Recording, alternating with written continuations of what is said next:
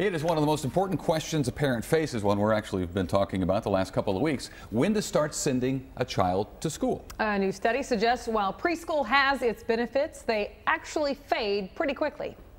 Use your numbers. These kindergarten students have something in common. 5 is an odd number. They've all been to preschool, and their teacher at Glenwood Elementary outside Atlanta sees a difference. If you're coming to kindergarten and you don't have any experience with letter sounds and being able to stretch and sound out words, then yes, you're going to be at a disadvantage. Each year, states and the federal government spend more than $15 billion on preschool education.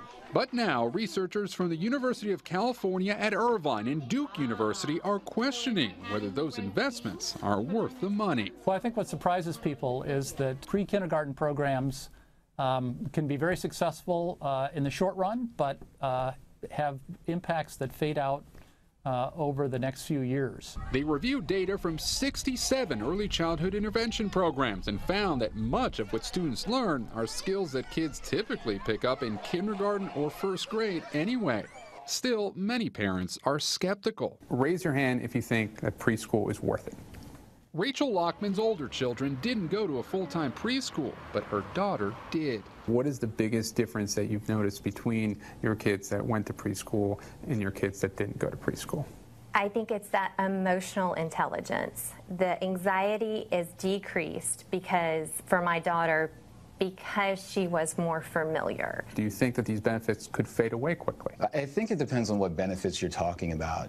Really, at the end of the day, the thing that you want kids to have is a love for education. The long-term impacts of preschool have been debated for decades. Some studies of early childhood education programs, like Head Start, have found evidence of long-term positive outcomes, such as reductions in grade repetition, high school dropout rates, and teen pregnancies. I think we should give the kids everything that they need and all of the support that they need to succeed. Why make it any more difficult for them than it already is? The researchers don't argue we should give up on early education programs, but instead focus on other factors too. A lot of it depends on what takes place in the family environment. Sometimes the most important lessons, they say, are taught outside the classroom. Gabe Gutierrez, NBC News, Decatur, Georgia.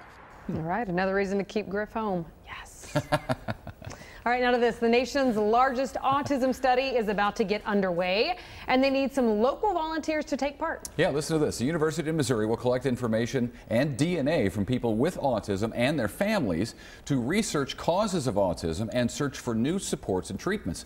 2,500 people are already enrolled, and MU is looking for thousands more to take part in this. There's the number to call on your screen if you're interested: 573-884-6092. Now, you don't have to drive up to Columbia.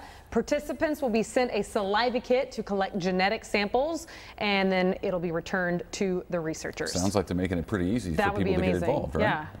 All right, now for a check of what we're working on for KY3 News at 6. Plus some interesting video over there on the KY3 Facebook page. Steve?